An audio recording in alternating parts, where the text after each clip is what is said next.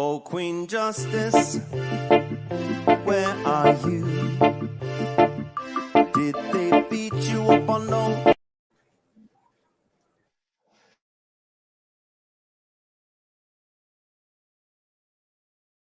Oh, Queen Justice, where are you?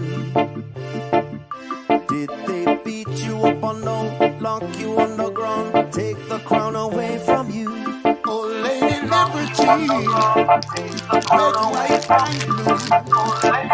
If they take your dignity with their bigotry, teach you that you're born to lose. Free or guilty, it's gonna get filthy. Better believe, roll up your sleeves. It's gonna get rough, it's gonna be tough. We all agree, we've had enough. We've had enough of all the rules you're breaking. We've had enough of all the money you're making. No more life gets taken. This is a proclamation. It's been 400 years and 400 days. Together we stand from state to state. Going back in time won't make America great. We need justice now, people won't wait. Action, no more distraction. Every step we take, we gain traction. If it can happen to one, it can happen to all. United we stand, divided we fall. Free or guilty, it's gonna get filthy. Better believe.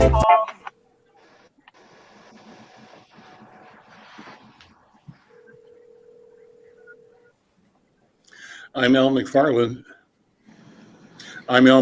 Welcome to Conversations with Al McFarlane. Glad to be with you. Special program today, hooking up with friends across the nation to talk about all things Juneteenth. I'm pleased to have joining me today as co-pilot and co-host my friend here in Minneapolis, Lee Jordan. Lee, how you doing, man?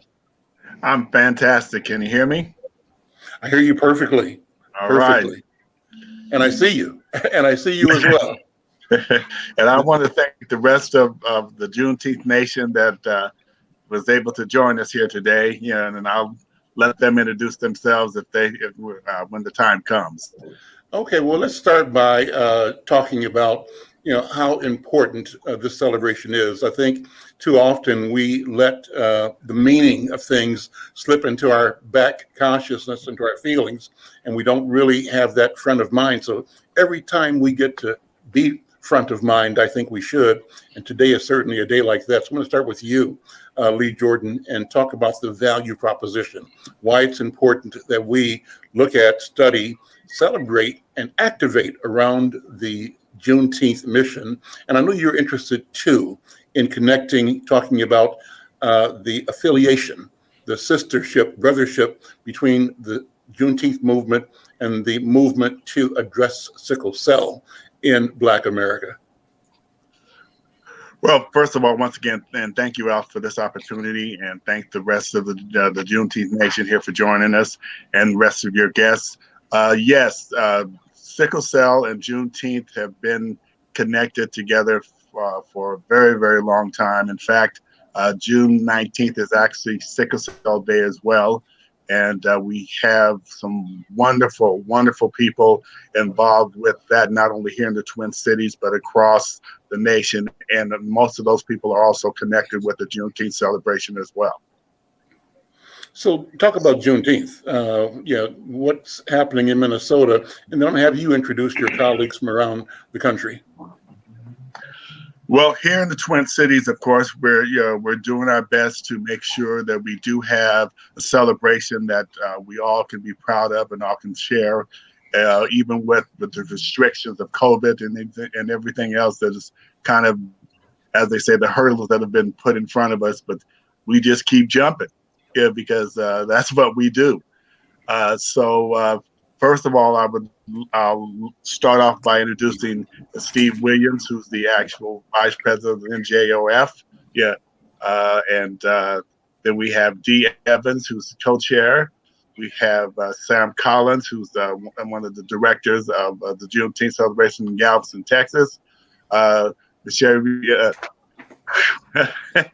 Miss Taylor here is actually from St. Louis, the city of Illinois. And we have Coffee Wright, who was actually the Juneteenth director for Kansas City as well. St. Louis. So I'll let St. them. Louis. St. Louis. St. Louis. Yeah. Well, there's 50 states. I'm thinking I'm just going to flip up on one of them here. But I want to thank every one of them for their continued contribution to Juneteenth.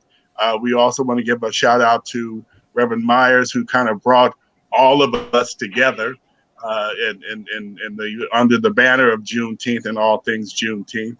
But at this point in time, I'd like to turn it over to Steve and let him speak for a minute. Hey, welcome. Thank you very much, everyone. Hello, National Juneteenth Observance family and the Juneteenth Nation. Thank you very much. I want to thank Lee Jordan, who's the regional director.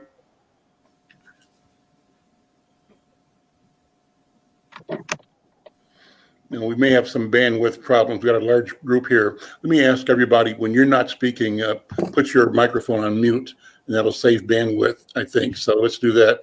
And Brother Williams, we heard you for a second or two. So why don't you come at it again, if you would. If we don't hear you, we'll simply move on to your co-organizer leader, Sister Deborah Evans. But Brother Williams, try it again.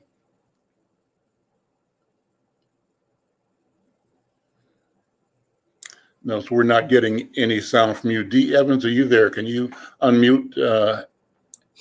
Yes, sir. Good afternoon. I'm here. Good. Why don't you just jump in and talk about the background? I know you guys are joined at the hip in trying to make this important endeavor significant and powerful. Talk about it, if you would.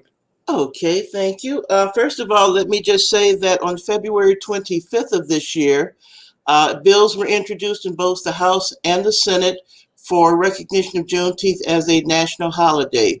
So the bill is S-475 in the Senate and H.R. 1320 in the House. And we're asking everyone to contact their congressman to become on as co-sponsors of the national bill. So we're hoping that that gets signed immediately. We do need their support, and we're asking everyone how to get their signatures, and if they need information on how to find out who their senator is, they can reach me at communications@nationaljuneteenth.org, and I can send them the link to tell them how to find who their congressman is anywhere in the country. Second of all, National Juneteenth, as Lee said, was founded by Reverend Ronald V. Myers Sr. He was a medical missionary, and we lost him a couple of years ago, so it's taken all of us to pick up the slack of where he was at. We have affiliates in all 50 states. Also, we have Juneteenth celebrations also in Guam, Japan, and Ghana. Right now, we have legislation in 49 of those states, and we were responsible for about 45 of those legislations across the country recognizing Juneteenth. So that's where we stand at the moment. There are events across the country. We're going to be doing, I believe, Stephanie and Coffee will have the Bridge Walk. Here in Las Vegas, we have about 10 events in the suburbs, Las Vegas, Henderson, North Las Vegas. We're also into Reno. So Lee's got his events. Everyone has their own direction. There's no one Juneteenth point of view, but we all are the Juneteenth spirit. Excellent. So let me just go on to a couple of other colleagues on the call. I see we have, go ahead. I'm sorry, we cannot forget Galveston. Galveston is the star right now. We've got the Galveston wall with the camera. So Sam definitely has to tell you about that Galveston wall. Well, let's go straight to Sam Collins. Brother Collins, good afternoon. How are you? I'm doing great. Thank you for this wonderful invitation to be a part of this conversation. As has already been stated, I'm in Galveston County right now. I'm not in the city, but Galveston is only about 12 miles away from me. I'm there often. What Dee was alluding to, this year we have a large public art project, a 5,000 square foot mural that's going to honor the United States colored troops and their contributions to fighting for their own freedom and for our freedom. They were not simply sitting waiting to be rescued, but they took up arms and fought for the freedom of themselves and for the fellow enslaved people that were left behind that couldn't maybe run with them and join the Union forces. So in Galveston, we have this absolute equality mural that is done by artist Reginald Adams. The Mitchell Historic Property owners allowed us to paint the mural on the side of a wall that's next to the location where General Gordon Granger came into Galveston and set up the Union headquarters. So there in Galveston at the intersection of 22nd and Strand, we have this massive public art installation that is going to expand the narrative to tell the truth to newspaper reports from July of 1865 when a telegraph went out from Galveston on June 20th that Galveston is now occupied by colored troops. So the author of that telegraph thought it important enough to include that information. And again, I'm glad to be a part of the family. I'm glad that Doc Myers brought me into the circle, and being in the Galveston location, nobody gets closer to Juneteenth than me. Well, you know what? That's wonderful. You know, but brother, if you would, I'm a storyteller, my listener. I love stories. And it sounds like you are a storyteller. So I'm going to ask you to tell the story of Juneteenth. You mentioned, the march and the occupation, but put it in a story form. Let's make it real so that people have a picture of the story in our mind's eye, because you're describing it to us. Take your time, stretch out with it. All right. So oftentimes I use the analogy of a green salad. The stories we hear often are the lettuce and tomato, but that salad includes croutons, bell peppers, green olives, onions sliced, and it adds more flavor to the story. So since Juneteenth has become popular, we're going to flavor up the story a little bit and expand it and tell you the truth of what happened. Gordon Granger did not arrive in Galveston by himself. He did not do the romanticized version of standing on the balcony and making this big public speech. Many soldiers, thousands of Union soldiers, including 75% of them being United States colored troops, came into Texas and marched all across the South, not just Galveston, but Galveston is recognized for the date with Juneteenth. But the message of freedom, everywhere they went, they expanded that message of freedom. And that's why it's so important that all of us are together. But in Galveston, people think about the soldiers riding into Galveston. First of all, Galveston was an island. They came by ship.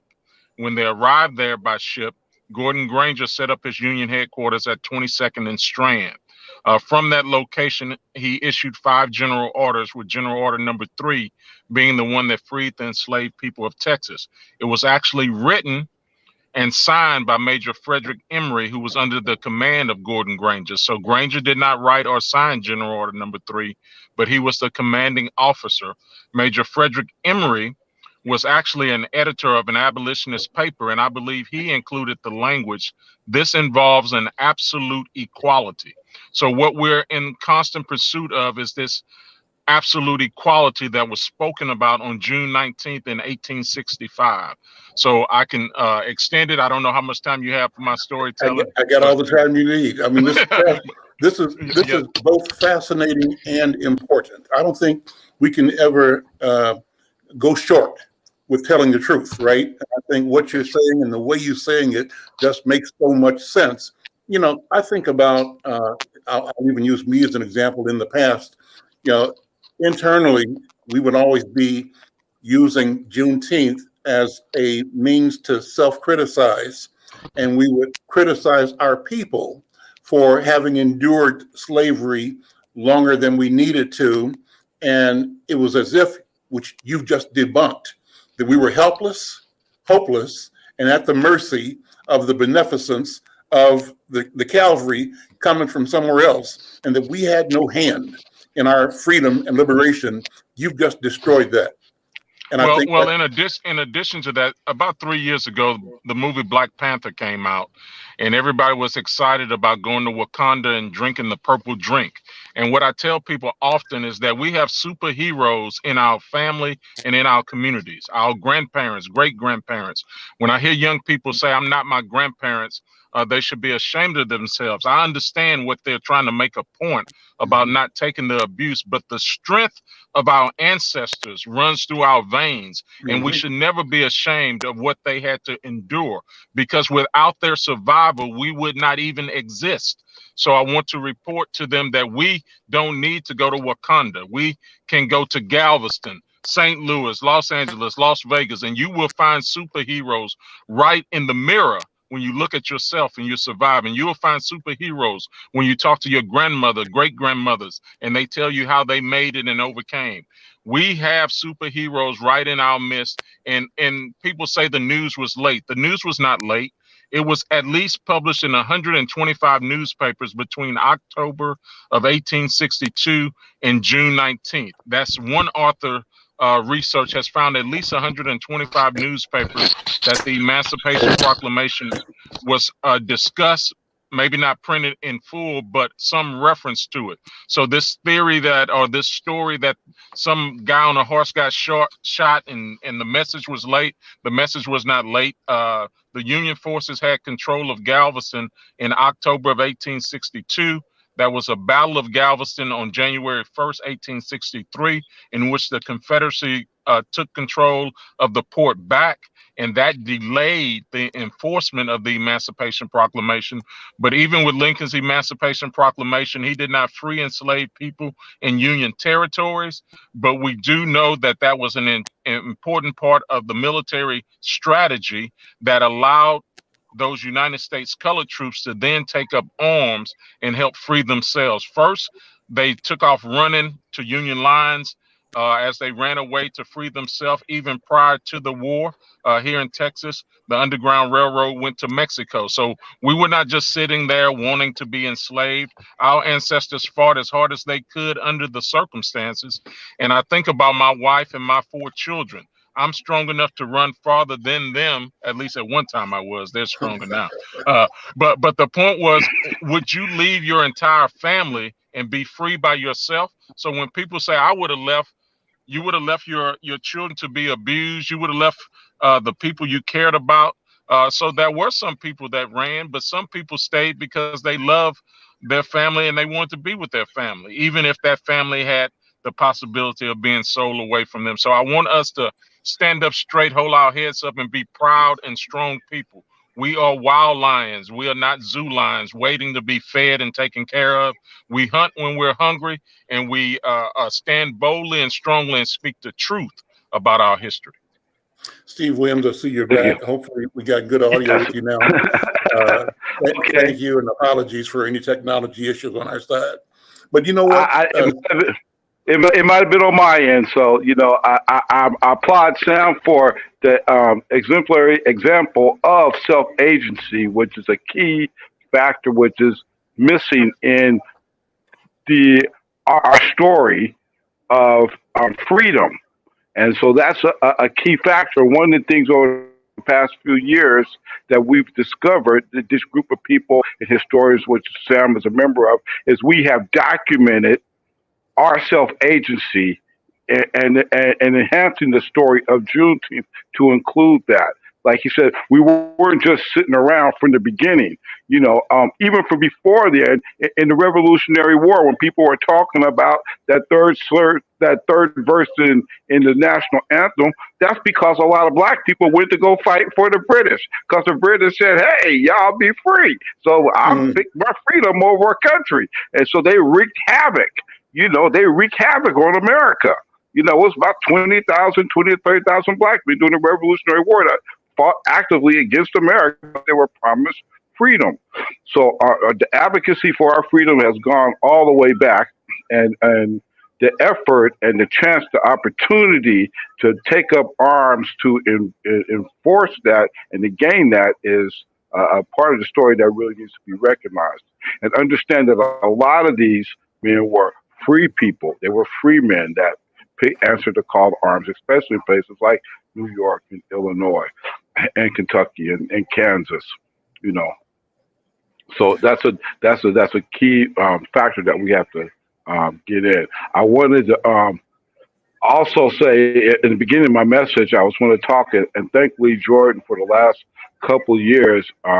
he has created PSA announcements that have been sent out across the country. And we really appreciate his time, his effort, and his creative expertise in doing that. So I see He's probably checking in and out again with the technology, but I'm sure he's still listening. We'll be back on in a second. But Lee has done a phenomenal job here in Minnesota as a standard bearer and as a communicator, letting people know and keeping people involved, aware, and engaged in this critical cultural and civic engagement and economic development opportunity. I want to go to my two St. Louis colleagues here, Coffee Wright, I think, and Sister Taylor, right? Coffee Wright is the Juneteenth director in St. Louis, Missouri. And Stephanie Bush Taylor is Juneteenth director of East St. Louis.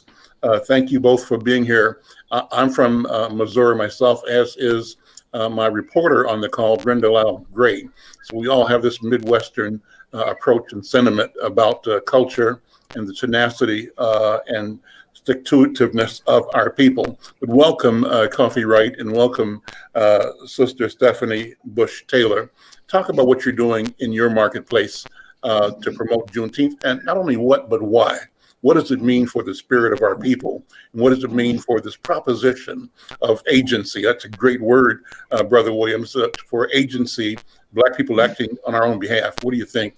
I'll go to you first, Stephanie. Thank you, and it is an honor to be here. Last time I was in your great state, I was taking a walk along Graffiti Bridge. So, I was very excited. I am in Illinois. East St. Louis is in Illinois.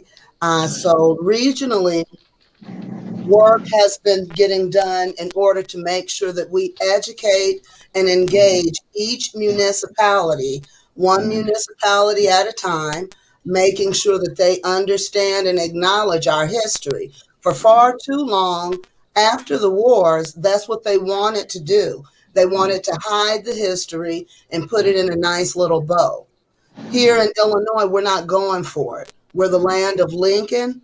That's not happening. So we're going through with re-educating and re-engaging people and working along with NJOF to come up with proper educational tools that will not only empower, but will also get that, build a bridge towards sustainability, because we all have a right to thrive in our community. You asked specifically about how important is Juneteenth.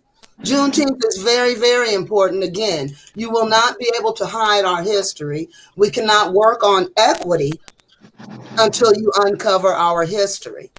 And while they're trying to continue to hide our history, they're trying to change the narrative of what even the word equity means. So that needs to be up front and in everyone's face.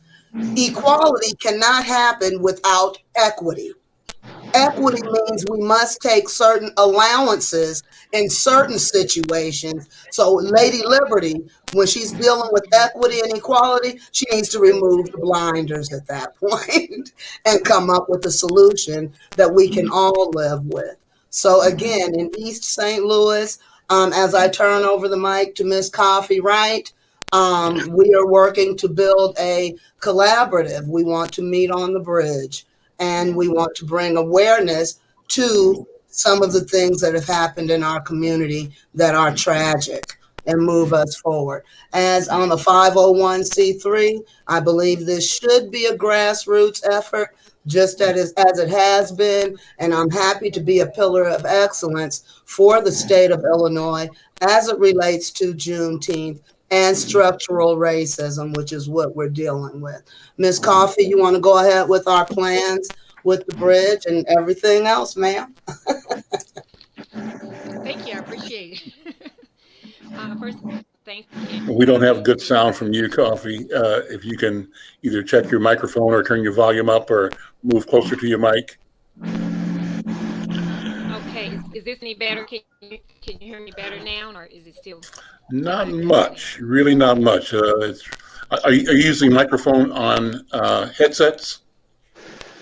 Or Yeah, I was Standalone trying to use the microphone. headset because oh, okay, stand alone. Let me take this headset. Is that any better? Is it any better?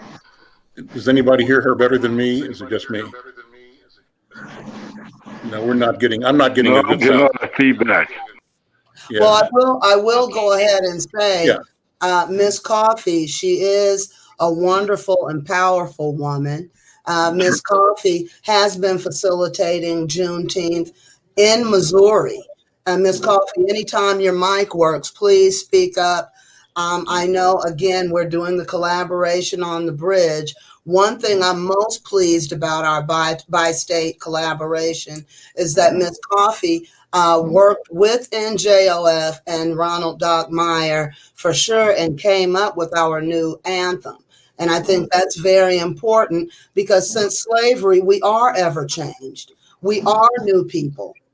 These are new citizens born on this soil. Therefore, we are a new star bursting over the horizon. And Miss Coffee has come up with a wonderful musical rendition to help bring light to that. And again, we look forward to all the pictures from our bi state collaboration as it approaches. Try your Can sound you hear again, me now? Coffee. Thank you so much. Thank you. You're so kind, Miss Stephanie. Uh, can you all hear me now? Yes. Can you hear me now? Yeah, yeah, Okay, better. great. So I'm getting an echo, so that I put on the headphones. But hello everyone. Once again, my name is Coffee Wright. Thank you again, Mr. McFarlane, for allowing me to be a part of this forum. And I just want to say, in St. Louis, um, as far as I can remember back, I would say about since 1971, my family has been celebrating and recognizing Juneteenth. And so it's nothing new to me, but um, we were actually looked upon as strangers, though we made created our own holiday, and Juneteenth been around before I was born. And that's sad because Juneteenth should be a household name, Hmm. definitely an annual event, if not every day. As far as I'm concerned, Black history is every day, and Juneteenth is our history. So, with that being said, I'm excited about continuing to create awareness of our ancestors, the history of Juneteenth, education of Juneteenth. I'm so happy that NJOF is keeping us together so we can combine, share, and network with others, because we're making so much of an impact collectively around this country. You know, people say, "Oh yeah, I heard somebody about we had Juneteenth for the first time in my state," and I'm like, I probably know the people that did it because we all one big family. So I love that about NJOF. But then also, I love the fact that we are we stuck together despite of the death of Doc Myers, who really brought us all together. We have managed to be able to, in my opinion, we're now than we were before, because we continue to not only network, but we continue to move forward with the guidance of Steve and Dee. I think if it wasn't for them being the glue to keep us together, we probably will all be continuing doing our own Juneteenth. And so I respect that and admire that of them. But also, I just want to add that um, in St. Louis, we have several Juneteenth celebrations. And I encourage that at my celebration. I always say, well, everybody should be celebrating. If you just do it at home in your backyard, you need to recognize Juneteenth. But Hmm. I'm looking forward to one day we're having just one major Juneteenth celebration in St. Louis, because there are strength in numbers, and I think we can be stronger. We will be strong if we come together. You have people doing it only on a Christian basis, and they're putting just gospel music for their religion. You have people that's doing it on an African base, and it's all about just only the African ancestral traditions. And then you have people that, myself, I try to just include everybody. So I have gospel music, I have some R&B, I have some jazz, I have some blues. I'm not trying to stick Juneteenth or stigmatize Juneteenth with any one religion, because I don't think that's fair. Nor do I think only one religion is going to heaven. So therefore, I think it's a national, a matter of fact, a global event that should be recognized, by the entire, not only the country, but the world, and not just even a Black event, because the Pilgrims helped hide us, and they helped us to become free during the Underground Railroad and so forth. So it's not just a Black thing, although I'm proud to be Black and we celebrate, hey, this is America's, as Doc always drilled in my brain, Juneteenth is America's second day of independence.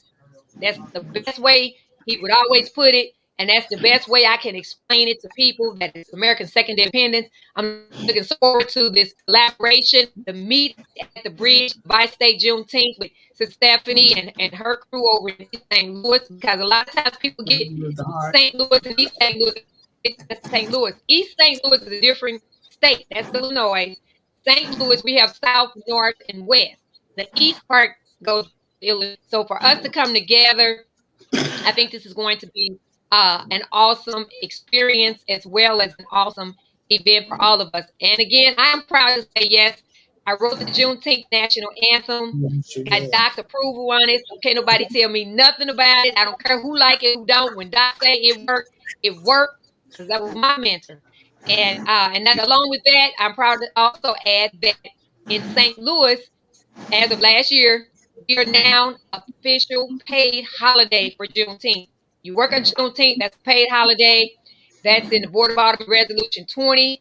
And I am the only unofficial, non-elected person that name is included in that. So that's not only a pat on the back for me, that's a pat on the back for NJOF, because we are constantly making progress.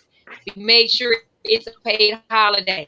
And I was also, proud to be a part of the fight for it to be actually a holiday in the state of Missouri, which went back 2007. So again, I'm not the only Juneteenth in St. Louis, Missouri. I'm not going to claim to be the only one recognizing Juneteenth, but I am aware, I think, of the people, the handful of us that are doing it, and I anticipate on us growing. So I hope I didn't talk too much, but again, no copyright. I just wanted to share that with the world. Hey, Coffee, you guys meet. The NJOF does the advocating. NJOF is the official advocacy arm. NJOF has been pushing the legislation. We do have the documentation. So we are the leaders of this initiative. Illinois as well. We have a holiday as well here in St. Clair County, and it has gone past 2 committee hearings for it to be a paid holiday. Now it's on our governor's desk. So yeah, NJOF, that were often imitated but never duplicated. You guys meet on the bridge this year. You bridge that divide. And Coffee, everybody else in St. Louis, so come on, just keep persisting at it. That's the Juneteenth mentality. Persistent and just keep at it. I'm just really excited about that. Make sure, that's one of my look forward to the things this year. Is that meeting, along with the Juneteenth flag being raised on the Statue of Liberty on June 1st. Okay, kick off the month. Okay, those are my 2 highlights coming up this Juneteenth. Let me go back to Coffee Wright, and I'm just curious as to the lyrics that you penned, that you wrote. You wrote lyrics and music. Is that what it was, Coffee? Actually, I wrote the lyrics, and an artist by the name of Fred Walker, a local jazz artist who was responsible for making sure that he took the courts to the highest level to make sure that musicians have the right to play music on the sidewalk musicians. He put together a jazz bass for it. And most recently, Steve and I have discussed collaborating with something, because he's a horn player himself. So I'm looking forward to if Steve and I can collaborate and do something with the music for Juneteenth. But yes, I wrote the lyrics. So let me ask some people say the poem. It happens to be a poem, but it's the anthem. I'm gonna put you on the spot and have you present the poem. Do you have a copy of it handy or know it by heart? And if you do, I know it by heart. Why don't you go ahead and present that right now? Up anxiously all night, New Year's Eve, awaiting to learn what our faith would be. Thousands of prayers went up for the blessings to come down, pleading to God, remove the shackles from our ankles now. Excited when it was announced, President Lincoln signed the Emancipation Proclamation. Slavery will be abolished, read the documentation. Effective the year 1863, in the middle of June. Yes, freedom, freedom, all blacks' freedom was well overdue. December the 8th, 1865, the 13th Amendment ratified. Abolition of slavery in this nation. Cease human sales and forced labor on every plantation. Our ancestors' births, fights, and deaths should never be in vain. From this day forward, we uphold strength in our name. Recorded no official date, so we acknowledge the entire week. Proudly celebrate our independence all 7 days. Worldly recognized, we honor Juneteenth.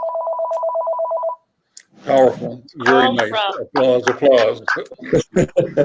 Thank you. That's Steve giving me the eye. I don't think he liked the 7 day thing that I say because I always notice that eye every time. But we recognize it the entire 7 days, and I'm thinking of just rewriting it so I don't get the evil eye from Steve and just push the 19th a little stronger. No. It's not the evil eye, but I would say one thing that per our axiom, none are free until all are free, and making the emphasis on Juneteenth being nationwide, acknowledging the absolute last people to be free in America on June 14th, 1866, is something that we should really that we got across to the Senate. We got it across to the government, the legislative team of the NJOF. They got it across that. And the last verbiage for the bill that was accepted before it became what they call a zero findings bill, right, included that verbiage in it. And that's an important part because there's so much to learn from the Oklahoma Juneteenth. Not that it was specifically anything any better than any place else, but as W.E.B. Du Bois said when he came up to Tulsa, he said he's seen people all over the country, but never seen them as prosperous and as working together as he has saw on Black Wall Street. And that connection from Juneteenth to Black Wall Street is a definite one there that we need to emulate. And Black Wall Street wasn't the end of the economic boom there, as they might later think. It was much more insidious than that. I don't want to go into a big thing, but that is all tied in. Surprisingly, that the last people who are officially free, and a nation is a state and its territory, that the last people exactly free that had the advantages of some semblance of the 13th, 14th, and 15th Amendment afforded to them, were able to create an economy that was so great that everybody recognized it and forced it to become a state. Because Oklahoma was really called the land of Lincoln. That was Lincoln land. They wanted to turn it into an all-black state because they thought it would fail, but it didn't. See, I never heard that before. This is my first time hearing that, and this is absolutely fascinating. So tell me more about that. I mean, and take this conversation, if you would, Steve, to the level of philosophy, to the level of meaning, what all of this means. What's the context in our unending bid for freedom and for the recognition of our dignity and our position of equity and power at the table of decision for all human beings. Flow from there. So, as A. Phil Randolph said, there's no reserved seats at the banquet table of nature. Juneteenth is our ability, is our exercise of freedom. When you exercise freedom, that's called liberty. The Declaration of Independence of July 4th was set to free the land from England, as Doc would say. Okay? Juneteenth freed the people. But in between, there was this thing called the Constitution, which has a lot of stuff in it. The core thing of the Constitution was the protection of their freedom, the exercise of that freedom, to secure the blessings of liberty for us and our posterity. Juneteenth is exemplified by doing that, by taking your self-agency, as I say again, into your own hands. Black people, especially in Oklahoma, but around the country, did not acquire freedom and then sat on their hands and worked for master, right? We hear a lot about the sharecropping, but there was a lot of building going on. Oklahoma is an encapsulation of that. And what I mean by that is that they were granted land, they were granted rights to vote and citizenship inside of the nations. They were able to build economies and towns and trade one more than the another to build these black towns, right? From Langston, Oklahoma up to Tulsa, Greenwood District. And we were able to work cooperatively together in a real Juneteenth centric mindset, right? And so that's the real benefit of Juneteenth.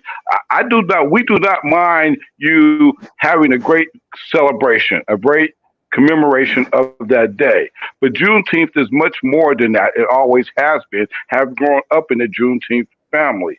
It is about doing that. It's not surprising that when you go to a lot of these places like Seattle, like Los Angeles, like Denver, like Kansas City, that you see the big Juneteenth people are barbecue guys, barbecue men, they're entrepreneurs. They they exemplifies Juneteenth as being that type of entrepreneur. So that is the real message behind it. We could always just sit up and everybody, say, "Hey, it's Juneteenth," and go about doing what we're doing. But Juneteenth, especially among the NGL family, has to mean a lot more.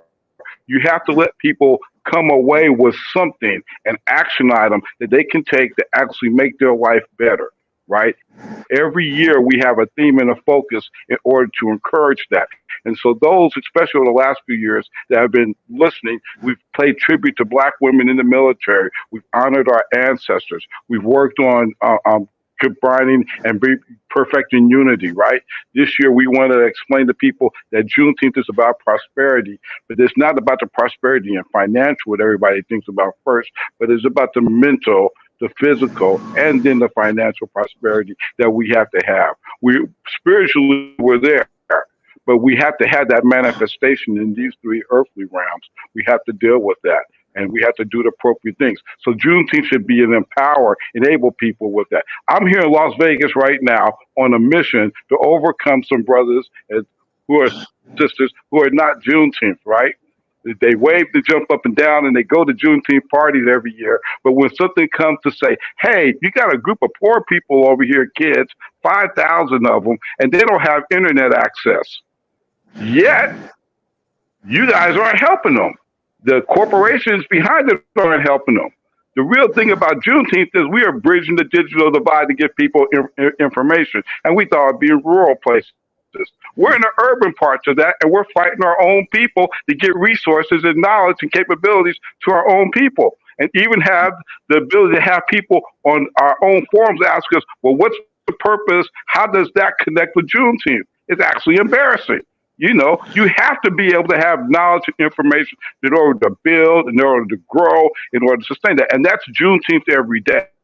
That's Juneteenth every day, to understand our history, to understand our background, and to empower us. Sam's there at the mural right now in Galveston. And that's an impact of technology. It's a picture, but it's an impact of technology there, right? And without the technology, it doesn't come to life for you, right? We have to take control over that. So there's a lot to that, and I want to kick it over to Sam because he's got a focus in there. Sam?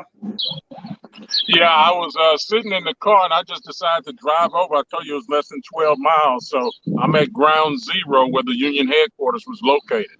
So in this parking lot where the cars are, there's no building.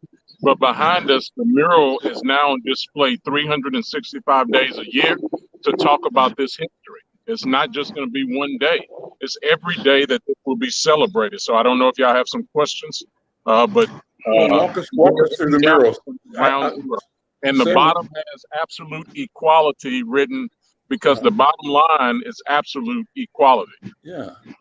Walk us through the different bubbles. Go down to take us on a tour on what each image is. So the mural begins with the almond sculptures to show the presence of the Africans in the New World prior to Columbus. So the almond sculpture is there at the bottom.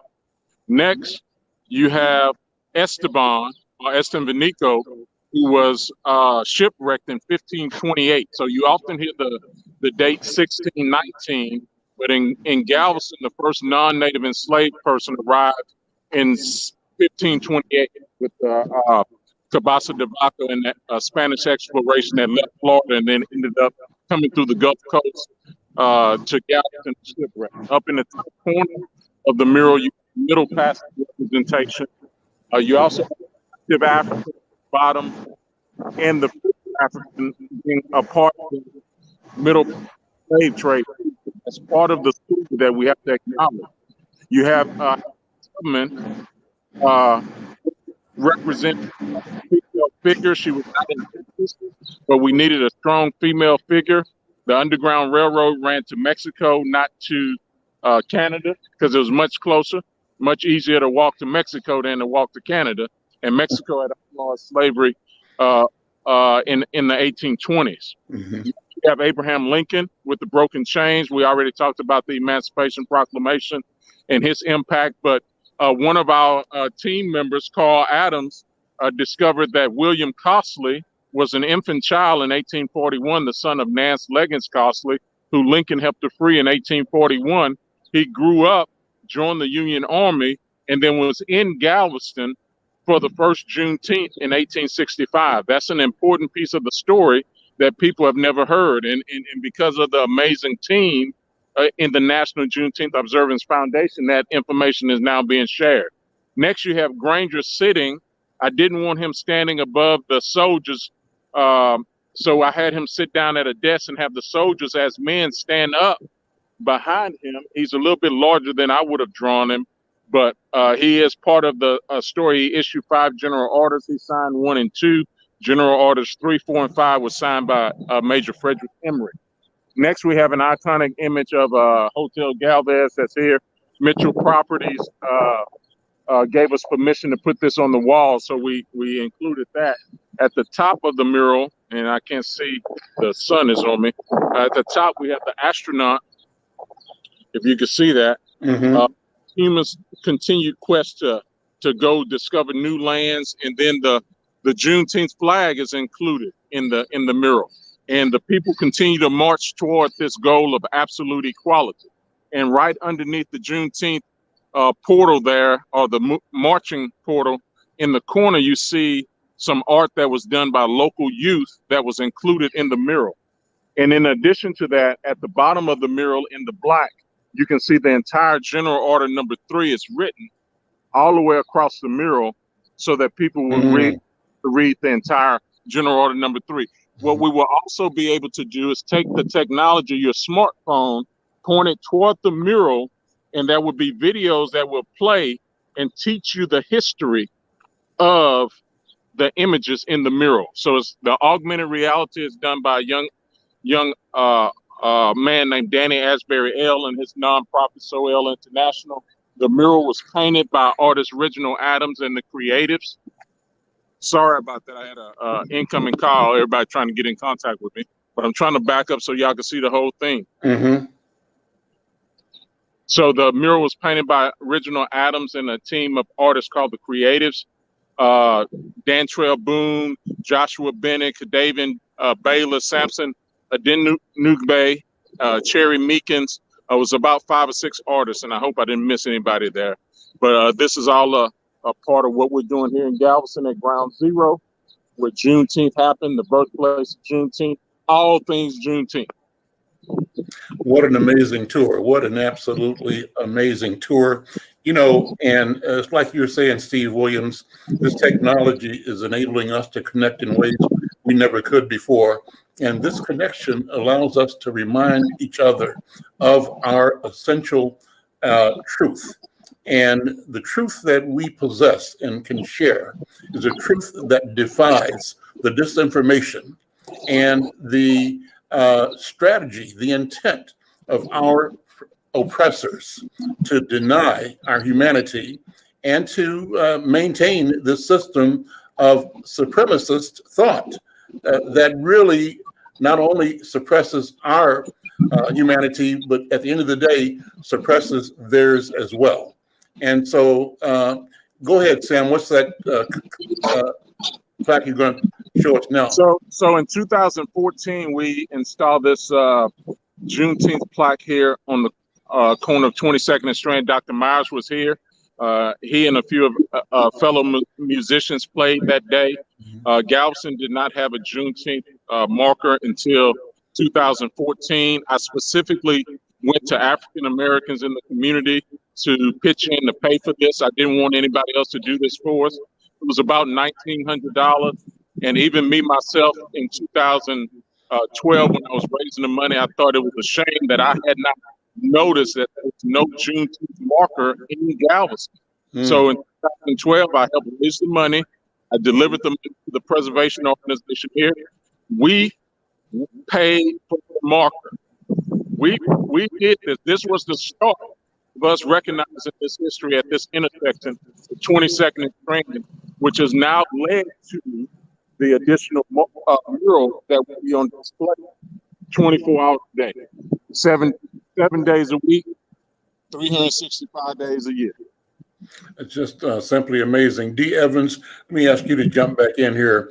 And I know that, like me and the rest of us on the call, there is an obvious sense of pride and a sense of accomplishment, but also a sense of how much work we have to do in each of our communities. But more than that, in connecting our communities and our work and our visions to create sort of a master opportunity that we will call freedom and liberty for our people. What do you think, D. Evans? Well, I agree with you. First of all, as a Chicagoan, I'm immigrated over to Las Vegas, but I am a Chicagoan. My family left the Tennessee area after 6 of my family members were lynched. And they settled in Kinloch, Missouri, and the Sandusky area in addition to Chicago. And I want to make a point that I'm so happy to see the Illinois, Missouri, and Wisconsin group, the coalition has come together this past year. We are working together to accomplish so much. I'd also like to give points to our education group, who is looking into all these facts and vetting them. We're not just taking someone's word, we're actually going through newspapers. We're doing the research that's needed. And so we're going forward with everything, and Sam has shown us most beautifully how we can get the message across. Even if you don't know the story, there's a good chance that you're going to see this picture on the wall and you're going to stop and find out what it's there for. We're passing the message on. We've got to do better for our grandchildren. I worked in Chicago with Lestine Byers, who obtained the legislation in Illinois. She was instrumental. And in 2005, Senator Barack Obama was our parade marshal in Chicago before I came out to Las Vegas. So and we've got to let people know, it's not a Texas holiday. Juneteenth is for everyone. We are the subject matter experts. If they have questions, then they can come to us. And if we don't know the answer, we will find a way of getting the answer to continue the message on forward for our grandchildren, our great-grandchildren. Did you know my friend in Chicago, Bill Garth, by any chance? I know the name, but I've never had a chance to meet the gentleman. Bill Garth owned the Citizen newspapers. Citizen newspaper. Yeah. On Cottage Grove, yes, sir. A publisher like me. And I want to raise the question to all of you. How are you working with the Black press in your marketplace? And before I ask you to respond to that, Coffee, same thing. St. Louis, I've got relatives there. I wonder if you know and I'd be remiss if not mentioning his name, my cousin, Robert Powell, who owned the Portfolio Gallery in St. Louis. Are you familiar with him by any chance?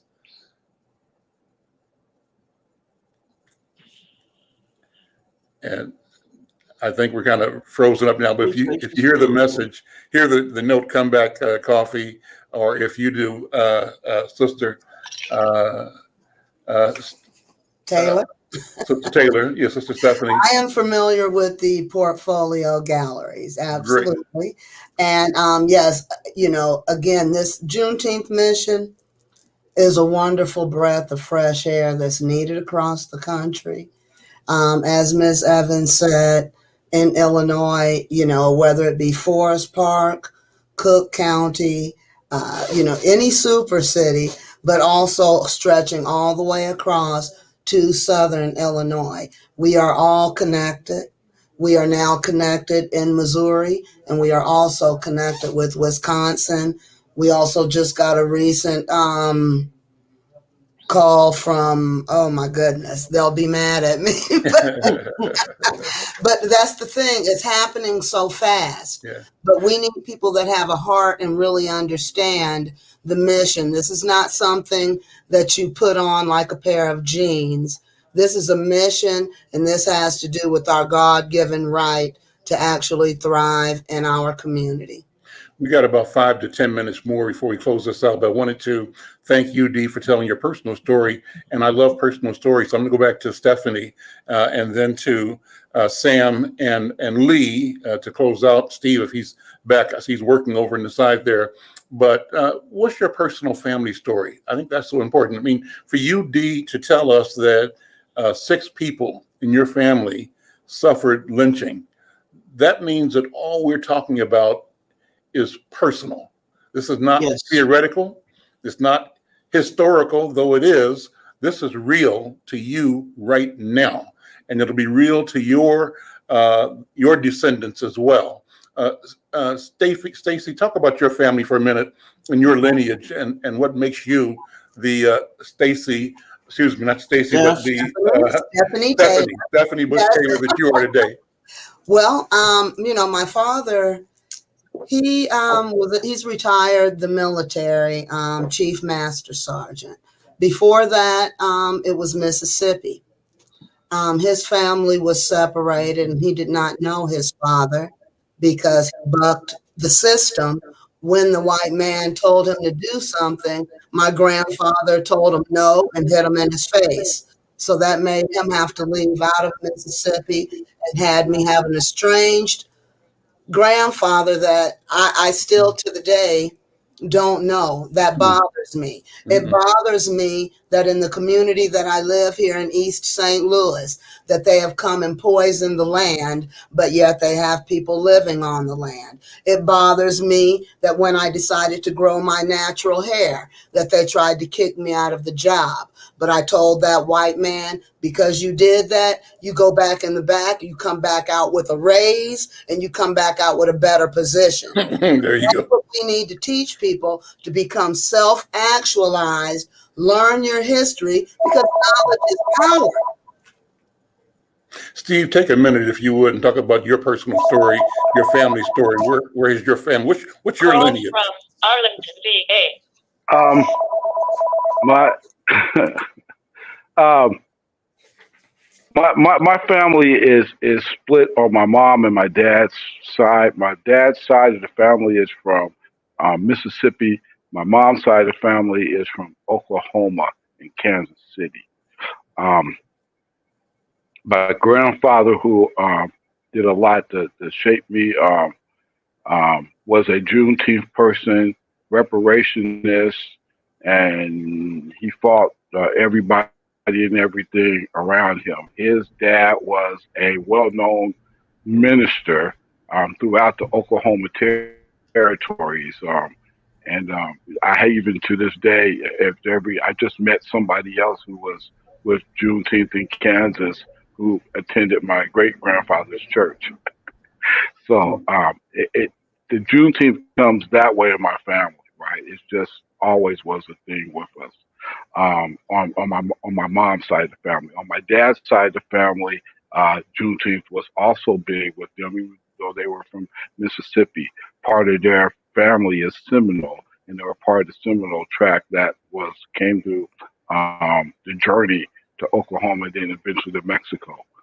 So I grew up, going to Juneteenth in Lake Elsinore, California with Uncle Jack Pugh, or in Kansas City down on 15th and Vine, or in Denver with Daddy Bruce Randolph, as a matter of fact. So traveled around and was always about, my grandfather, he was born in Rennesville, Oklahoma. Rennesville, Oklahoma is an all-black town. It was the the birth. Some people say the birthplace of real barbecue. It was the first stop coming out of Fort Worth on the cattle drive that black men used to, drive cattle up to Kansas City to the railheads. Um, it was also the first place where black men outnumbered won the battle against white men in the Civil War. Was Rennesville, Oklahoma. Um, this is a little town, population 90. Um, John Hope Franklin was born in Rennesville, Oklahoma. His dad, Charles Franklin, is from Rennesville, Oklahoma, and that's where they were at and came back and forth during the Tulsa massacre there. D.C. Minner is a famous blues guitarist. He's from there. As a matter of fact, on the corner of the Roadhouse, where my great grandfather, my grandpa built the fire station down the road. My great grandfather built the church down the road, and in the middle was the Roadhouse, where everybody used to stop at, where their moonshine used to be sold at Rennesville.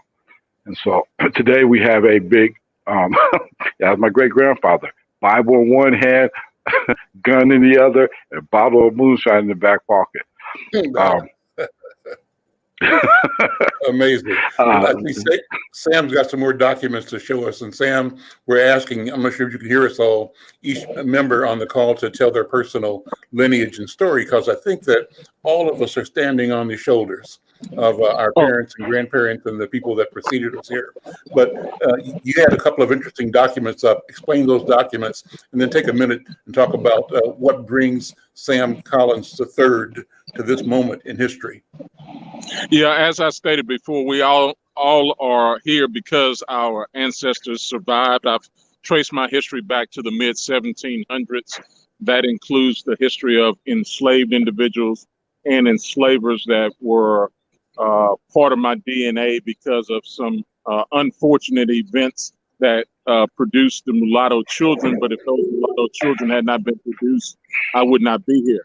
This is a Juneteenth Legacy Project poster that's here on the wall. For more information about our Juneteenth Legacy Project, you can go to www.juneteenthlegacyproject to get more information. This is just some signage with a QR code, so when people visit, they can see the information. Once you get on the page, we have a live webcam on the building across the street there, that red brick building. There's a live webcam on the corner where you can see the mural 24 hours a day, 7 days a week at night. We eventually will put lights on the top so that it could cast down the light so people can see it at night better. But my history, my family history, here in Texas, we have family reunions every year, and it's important to honor the ancestors.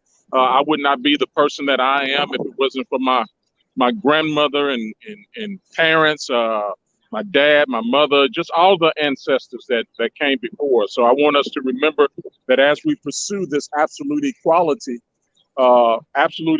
is not equal results, but it's the absolute equality of everyone having the opportunity to become their very best self for the benefit of the community as a whole, without any barriers or hurdles or anything put in place to hinder that development.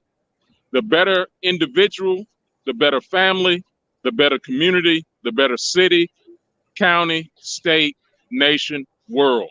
So as we get closer to this absolute equality, I think it's very important that we continue the work that we're doing together. I want to thank Lee Jordan for inviting me. I want to thank the Juneteenth family, all of us together without my brothers and sisters. And last but not least, Galveston forever, not Wakanda. Coffee, right? Yeah, there you go.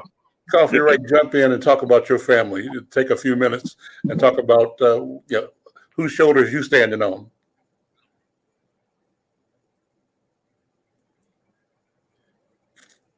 And you have to unmute Coffee. There you go. Can you hear me? I apologize for these Perfectly. technical difficulties.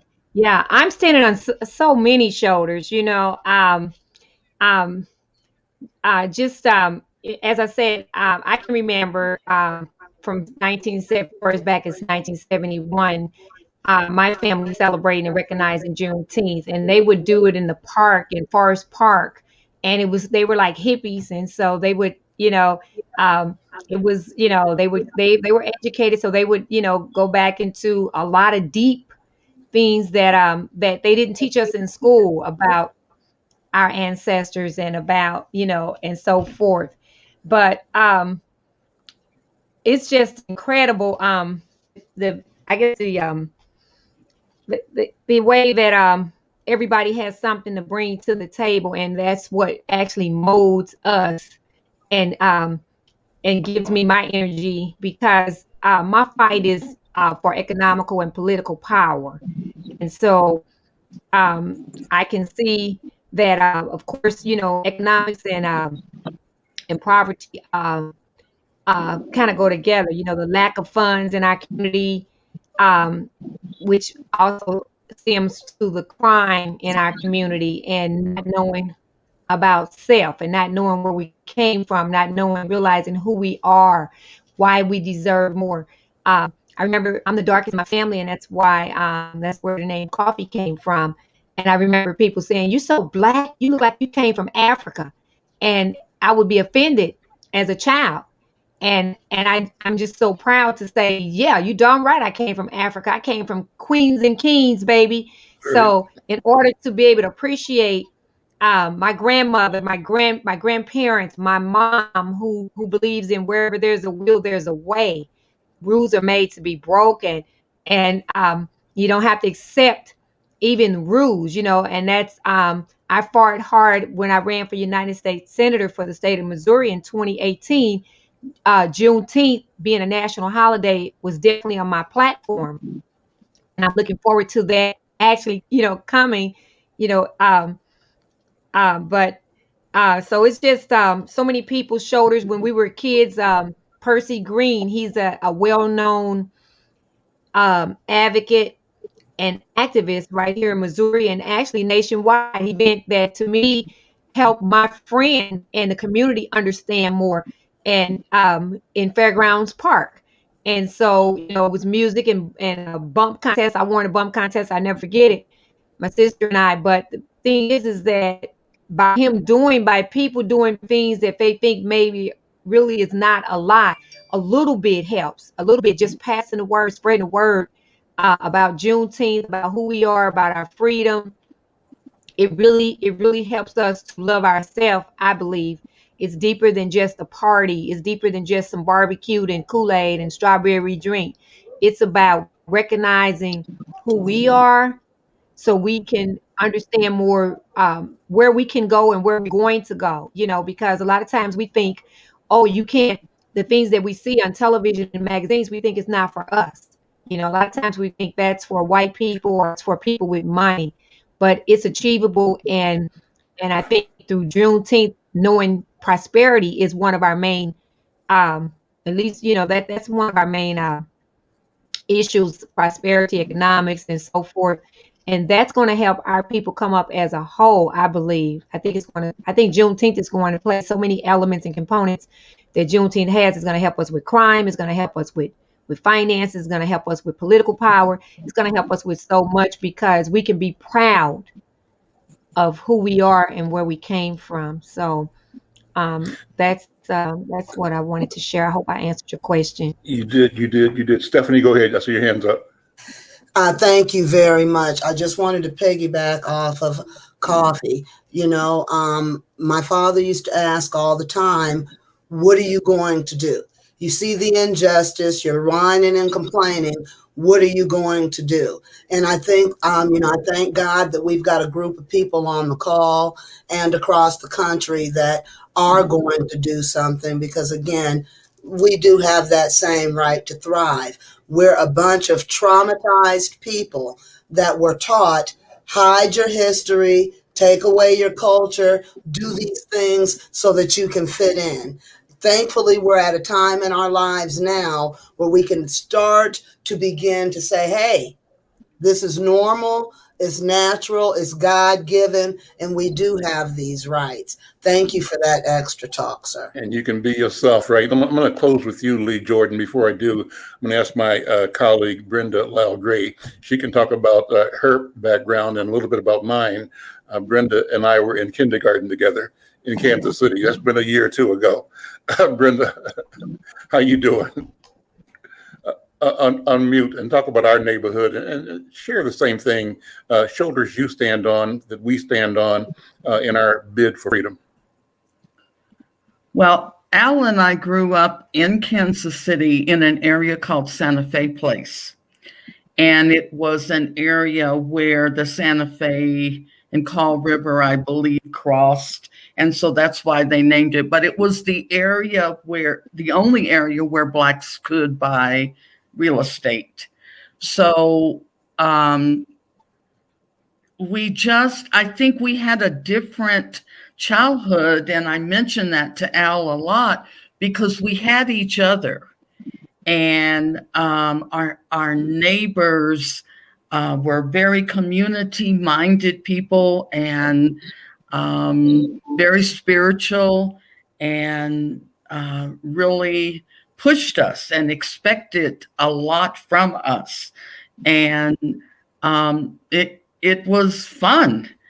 But we were also revolutionaries. Al tells the story of my becoming a revolutionary at 5 years old. I wouldn't sit on a dance hall floor where Blacks had to go to kindergarten. And it was just one of those days that I just wasn't going there. But, we had teachers that taught us our history. But it wasn't in the textbook. I remember that my first grade teacher would take National Geographics and tear them up and would glue pictures together and put a history together because that history wasn't in any type of textbook we had. So I'm real excited to hear about all of Juneteenth celebrations across the country. It's time, and it's very timely coming off of what we've just come off of as far as the disparities being unearthed, and also the victory we had in the courtroom thanks to our Attorney General and his great team. But the work is ahead of us now. And I mean, a lot of work, especially for our children. So I wish you all the best. I'll be writing and researching now because the mural has got me getting ready to get on the internet and find out about Galveston. Lee, why don't you jump in here and talk about, wrap this up. I forgot to ask everybody to weigh in on the Black press. So I'm going to, before you, Lee, you're going to have the last word, Lee Jordan, and thank you for curating this important conversation. But I want to go to Steve and Dee and Stephanie and Sam and Coffee, and tell me what your relationship is with the Black press in your community, and what can we do together to cement, to grow, and raise that up even more, because I think we obviously are critical to each other. And I'll start with you, Steve Williams. Well, the most of the Black press that we deal with, I deal with, is in Washington, D.C. area. And they are just now beginning to really start to trend with Juneteenth. It's a shame. We've reached out to him before. Doc was a big person for reaching out to the press and the media.